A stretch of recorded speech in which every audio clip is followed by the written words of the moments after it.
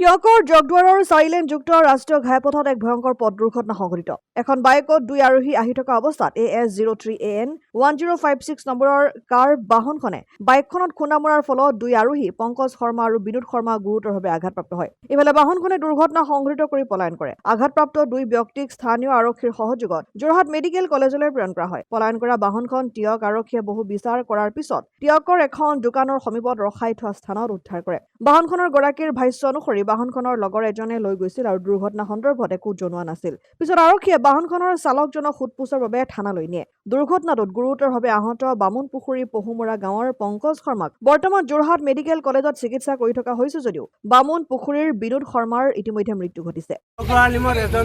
এখন অচিনাকি গাড়ীয়ে আহি মোৰ খোলালি পংকজ শৰ্মা আৰু তেওঁৰ শহুৱেকক খুন্দিয়াইছে। তেতিয়া গাড়ীখন ধৰিছে, পুলিচ থানাৰ কাষ্টডিত আছে, খুব সংকটজনক অৱস্থাত আছে। হয়, মোৰ ভাইটিও যথেষ্ট দুখ আঘাতপ্ৰাপ্ত হৈছে। হয়, এতিয়া তেওঁলোকক মেডিকেললৈ যাম আৰু হেৰি নহয়, বহুত মানে কি স্পীডত আহিছে বুলি কৈছে। দেখা মানুহে, মইতো দেখা নাই, পলাই দিছে। প্ৰত্যক্ষদৰ্শীয়ে মানে কৈছে আৰু বহুত স্পীডত আহিছে গাড়ীখন। অসম আদিত্য টিয়ক।